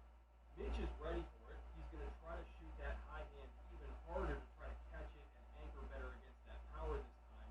But as soon as he does shoot that high hand, watch how Vaughn punishes him. Miller drops the long arm, dips the shoulder into the ghost move. That's why they call it a ghost move, obviously, because now you see it, now you don't. And Schwartz gets absolutely dusted for a huge hit on Mahomes before he even knows what's happening. I mean, this was beautiful. If there was ever going to be teaching tape for how young pass rushers should not just set up ghost moves, but actually execute them, this would be it.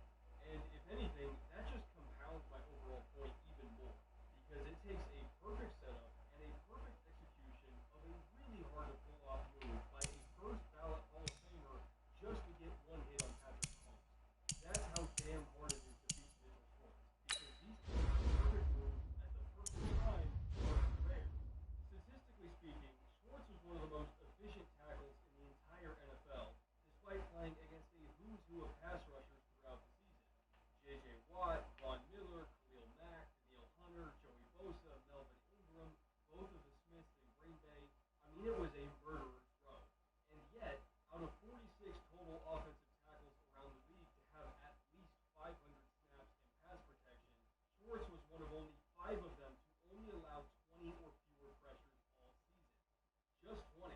He also only had 5 penalties called against him, only allowed 5 quarterback hits, and did not allow a single sack.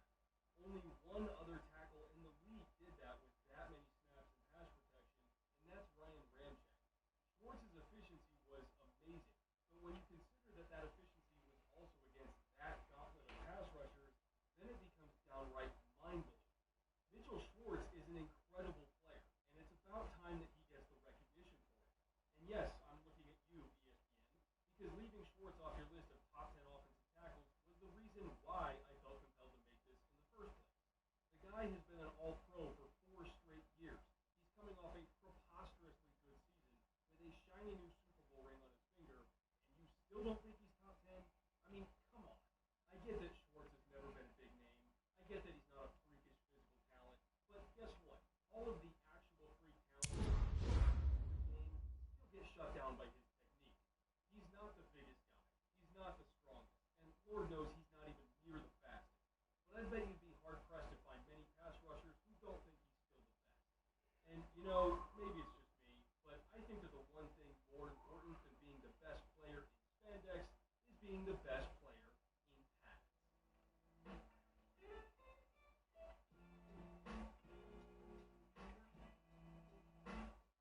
Thank you for watching this week's episode, and thank you to our sponsor, Squarespace.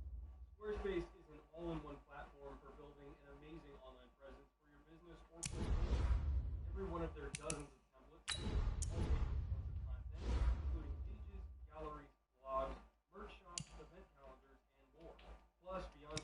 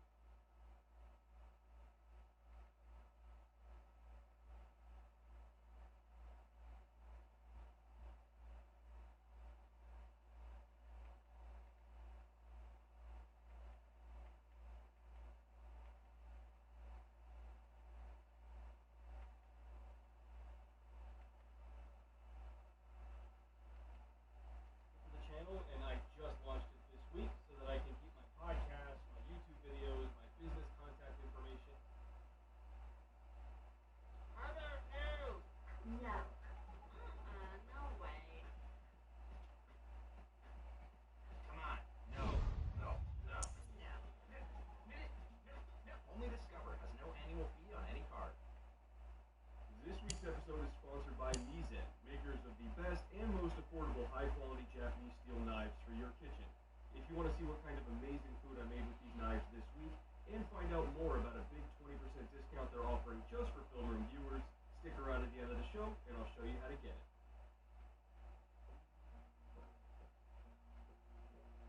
Is Daniel Jones a good quarterback?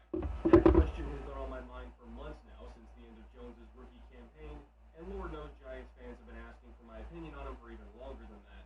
But to be honest, I'm still no closer now in July to having an answer for you than I was back in December.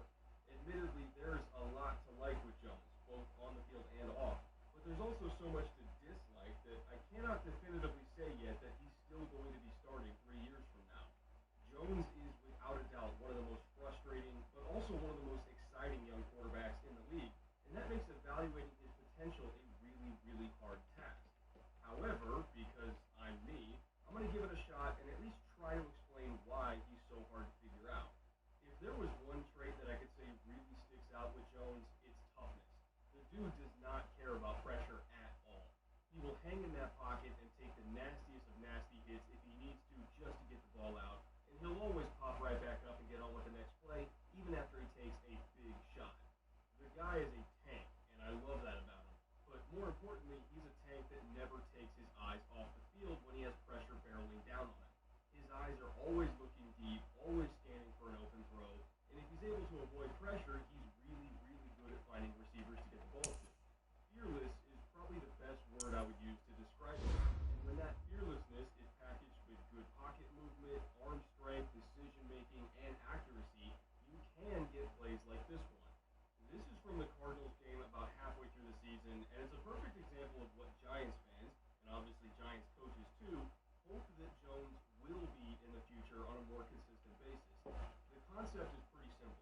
It's a double move of a fake bubble slant RPO where they want to catch this field side corner, Byron Murphy, with a pump fake to the slant first, and then hit him with a double move down the sideline if he takes the cheese. And if that doesn't work, they've still got Darius Slayton working the deep dig route on the backside as a second or even third read.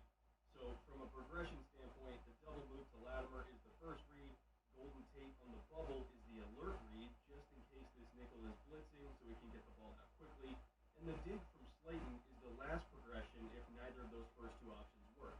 So basically he's working from left to right across the field.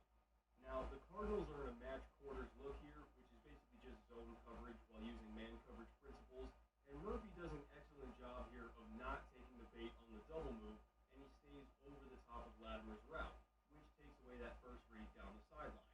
At the same time, Tremaine Brock stays patient on the bubble to Tate as well, so that's out too, and Jones now has to work from left to right all the way back to the dig route just to find an open man. But while doing that, he also sees his left guard, Will Hernandez, getting collapsed through the middle of the pocket. So Jones does a great job of drifting away from that pressure that he felt while keeping his eyes downfield to find Slayton on his third read. On the throw to the dig itself, Jones also did a great job of reading defensive back positioning and fitting the ball low and inside, both away from Patrick Peterson sitting over the top of it and just out of reach of Budda Baker, who was sitting underneath the route trying to rob it. And this was just a great, great ball. When you combine how perfect this throw was with his movement in the pocket and his decisiveness while reading the field, this is exactly the kind of play that the Giants will point to when they want to show what Jones is capable of. This is legitimately awesome stuff, and truth be told, he makes plays like this one every single game. You see these flashes every week, and you can't help but go, there it is, that's the guy. That's the franchise quarterback that we want to see. But those flashes of good are not alone, and more often than not, they come with equal or even bigger flashes of bad. Despite being tougher than a solid snake, and despite the fact that he's overall a pretty accurate thrower, a great personality and work ethic, there were issues, and they were the exact same issues that we saw at Duke that I think most of us hoped would leave him once he got in the NFL. For instance, even though I said that Jones is not fazed by pressure at all, I think part of the reason why that pressure doesn't affect him is because he almost never feels it coming. It's almost like Jones constantly lives in this state of blissful ignorance in the pocket that both helps him because he doesn't play scared, but it also hurts him because he just takes so many f***ing sacks. And honestly, even though his offensive line wasn't good, many of those sacks he took were entirely avoidable. On a big percentage of his throws, and especially on passing concepts that work down the field and require Jones to hold the ball for a longer period of time, he was straight up oblivious to pressure and would run himself right into sacks. You wouldn't see spin moves that would put rushers right into his face until it was too late. He was really bad at feeling backside pressure, especially since he couldn't actually see it with his own eyes. And even on some occasions, he would just run himself right into the waiting arms of defenders without even realizing it. Just look at this play against the Eagles where he stepped up in front of his offensive line and stayed there for some reason. So Hernandez had no shot to actually pick up the stunt before Jones took the sack. Like, it's one thing to step up in the pocket and escape out the front door if they give it to you. That in itself is fine. But if you step up through that front door and stay there waiting to get hit, that's bad. You've got to just keep going. There's nobody to protect you anymore out there. And when Jones does that, he's got to move and try to make a throw while on the run instead of just waiting to get killed. Far too often, Jones would just try to hang in the pocket instead of escaping and making plays off schedule, and he would get totally obliterated when he didn't even have to be. To back that up, let's look at some numbers here to help contextualize what we see on film when Jones doesn't feel pressure around him.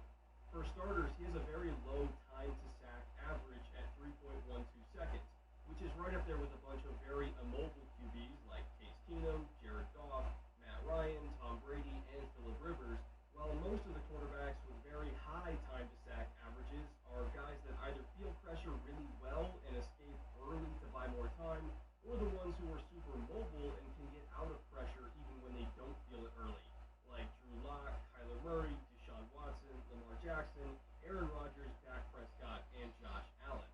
In short, what this means is that even though Daniel Jones in a vacuum is a really good athlete and can run away from pressure if he sees it, he was so oblivious to the rush that he often never felt that first wave of pressure coming, and by the time he did, he had defenders all over him and he couldn't get out of it to extend the play, even if he wanted to. Secondly, the Giants coaching staff tended to avoid play action almost entirely. Jones's play action pass rate was 37th in the NFL at just 18% of attempts, because play action passes typically lead to holding the ball longer. And statistically, the longer Jones held the ball, the more likely it was for him to run himself into a sack. Pat Shurmur avoided those concepts and tried to emphasize getting the ball out quickly instead, because he couldn't trust Jones to avoid pressure himself on longer developing plays. Just for some more context, Jones's numbers when he held the ball for at least 2.5 seconds were atrocious. He took 35 of his 40 sacks when holding the ball that long, and keep in mind he only played in 12 games. He only had a 55% completion percentage, and he had a 14-7 TD to interception ratio, which is just okay, I guess. And his passer rating was only just shy of 82, compared to all of his numbers when Shurmur called quicker concepts that allowed him to get the ball out in under 2.5 seconds, where he was much, much more effective. I also suspect that Shurmur didn't like Jones to hold the ball that long and work deep down the field, because overall, on deeper passing concepts, he was less accurate and a worse decision maker. So it really wasn't worth it for them to roll the dice in pass protection on these deeper play calls anyway. There was just something about throwing the ball down the field that really brought out the worst in Jones, despite the fact that he was honestly fine at throwing it everywhere else on the field. Here's a few examples that show what I'm talking about, because, trust me, this is a bigger problem than people think it is. For starters, let's look at this pass breakup that was almost an interception against the Lions, were it not for Tracy Walker failing to get both feet in bounds. And the main thing to know here is that the Giants are running a concept known as middle read. This play has always been a deep passing staple that has been heavily relied on by coaches like Bruce Arians to generate chunk plays, and the play is mainly structured around this read right down the middle from the wide receiver, Evan Ingram. Now, while you have two go routes down each boundary to try to stress the safeties, and maybe give you an option for a deep shot if you get something like press coverage with only a single high safety, really most of the time the quarterback is going to be throwing to this middle read, hence the name of the concept. And that's because the route itself will change depending on the coverage the tight end sees. If he gets what's called a mofo look, or middle of field open, he'll just keep running the route down the middle to split those safeties, and ideally create a conflict for those safeties between covering him and bracketing the go routes over the top down the boundaries. But if the wide receiver reads a middle of field closed look instead, meaning a safety in the middle of the field, he'll bend the route even further and cross the safety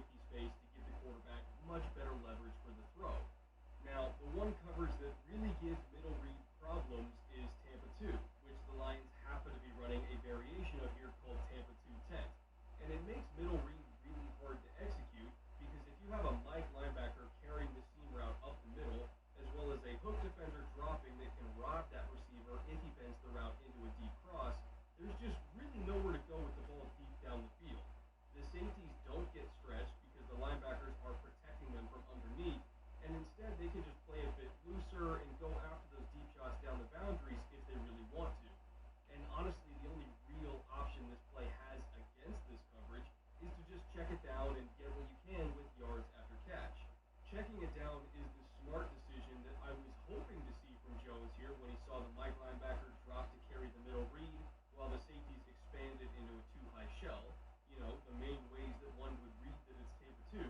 But instead of the saved smart throw against a very conservative coverage, he did the exact opposite of that.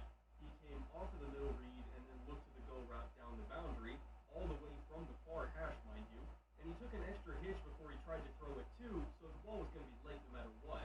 And truth be told, he's extremely lucky that this was technically only an incompletion instead of an interception inside of his own 40-yard line.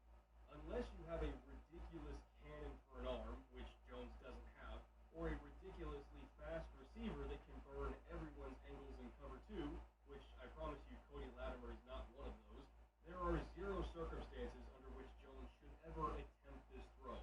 And instead, he should have just checked it down to his back to get what he could after the catch to set up an easier third down. Instead, he tried the go route and, like I said, got extremely lucky that this ball wasn't picked. And believe it or not, that kind of really bad read was not an isolated incident, particularly on throws that were anywhere over 15 yards down the field against zone coverage looks or anything outside the numbers. He just didn't see the field on those kinds of throws, and I could pull up examples from literally every single game he played, even the good ones, where I'm like, damn, Daniel, what were you even looking at? Like, how did you not see Stephon Gilmore as the hang corner and throw it right to him? Or later in the year against the Eagles, how do you make a conscious decision to throw it to the boundary on 4 verts against a sinking cover 2 corner that's looking right at you the entire time? There were just so many inexplicable decisions, and while yes, the good Daniel Jones would show up in every game too, I always felt like the Giants' offense was taking one step back for every 2 steps they took forward. Jones in particular was a hell of a lot closer to the Jameis Winston reckless style of play than he was to the conservative Alex Smith clone that most people, myself included, thought he was going to be. Hell, to be honest, if Jones really was another Alex Smith, the Giants probably would have won more games last year. That's just how unfortunate and erratic his turnover problem really was. Beyond just giving the ball to the defense way too often though, Jones also struggled in another area that I thought he would have been better in as a rookie, deep ball placement. Weirdly enough, on throws more than 20 yards down the field, Jones was 8th in the NFL in catchable pass rate, meaning the passes were within the receiver's catch range and they had a chance to bring them in. However, despite technically throwing a lot of catchable passes, his actual completion percentage on those deep passes was 28th in the NFL at only 25.5%, which is insanely low. Now, I saw that discrepancy and thought it was strange, and that it might have been because of his receiving core not getting open enough, or maybe he had a lot of drops happen to him, but believe it or not, his receivers only dropped 4 deep passes all year long, which is not a lot, and certainly not a big number out of his 47 total deep pass attempts. Surprisingly, he only had 12 completions all year on those deep attempts, but there were an additional 14 catchable passes broken up by DBs. That's a lot of PBUs in only 12 games, especially since there were more broken up passes than there were caught passes. In an effort to figure out why Jones's completion percentage was so low on those catchable balls, I watched every single one of those pass breakups to get a better idea of what happened, and here's what I found. One of those breakups was on a last-second Hail Mary, so it doesn't really count. 3 of them were just straight-up great coverage by DBs, and there wasn't anything wrong with the throw or with the route. But 10 of those 14 breakups were, in my opinion, primarily the fault of Jones for not being able to properly place the ball down the field with the leverage of his receiver. And by leverage, I mean the positioning of the DB relative to the receiver.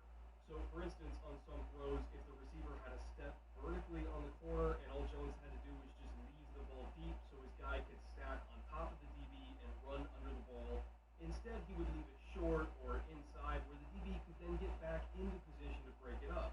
Or conversely, sometimes the DB was stacked on top of the route, playing the aptly named stack technique, and taking away the possibility of beating him deep. And against that kind of coverage technique, you really want to throw the ball to the back shoulder and let the receiver stop and adjust to it while boxing out the defender. Guys like Aaron Rodgers and Russell Wilson are masters of making throws like that against corners playing stack technique, but Jones, of course, would instead make it harder on his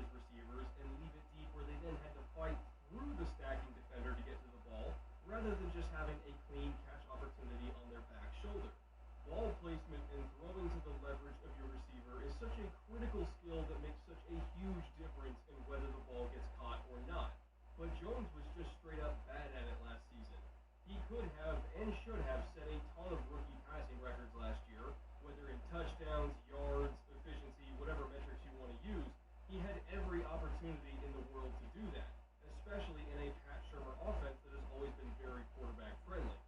But he had just enough critical problems holding him back that I really don't know what to make of him still. The accuracy on everything but deep balls was there, the toughness was there, the athleticism was there, his arm strength is okay, he's a hard worker, he was overall pretty productive. I mean, there's just so much to like about Daniel Jones, but for as much as I honestly do like about him, the complete obliviousness to pressure, the lack of touch on deep balls, and the absolutely terrible decision-making against zone coverage, all of that makes me just as concerned about him as I am impressed with him. He is, for all intents and purposes, another Jameis Winston. He's exciting, but frustrating.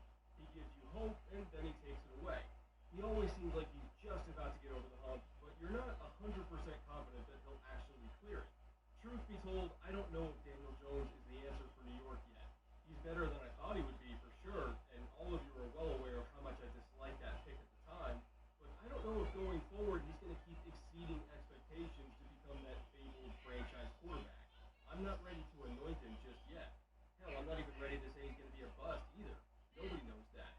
So I guess to finally get back to the question I asked at the top of this show, is Daniel Jones a good quarterback? There's really only one answer I can give you, and that's 100%, definitively, decisively, maybe.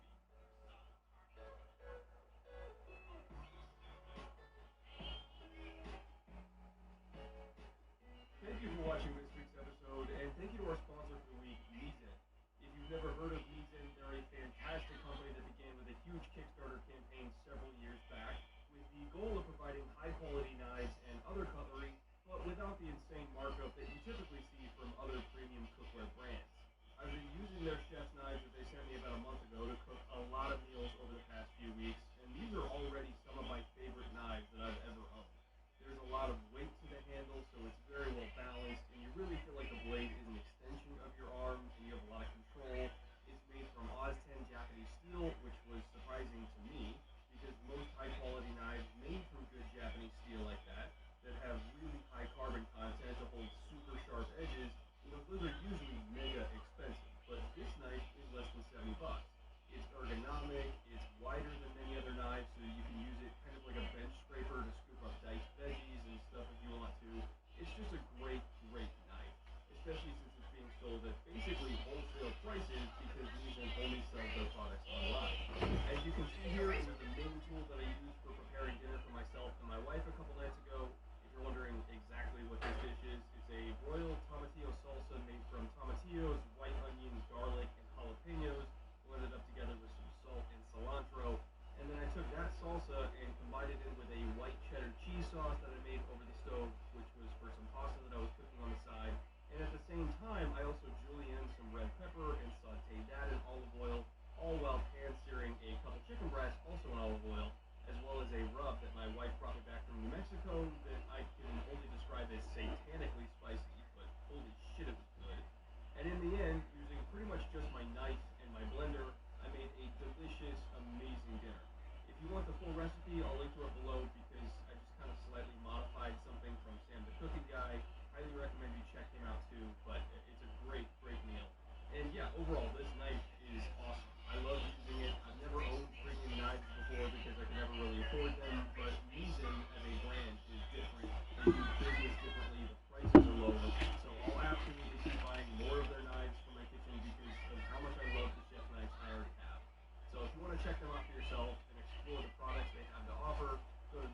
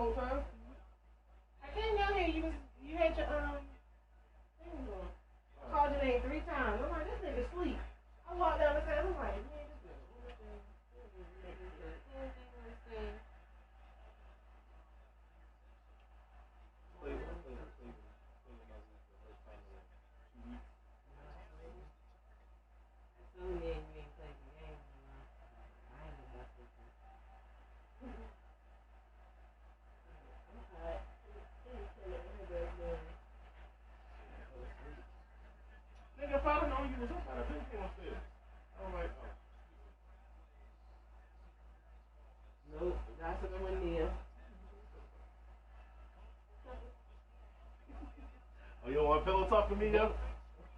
We're not pillow talking. We stairs talking. Good on you, brother.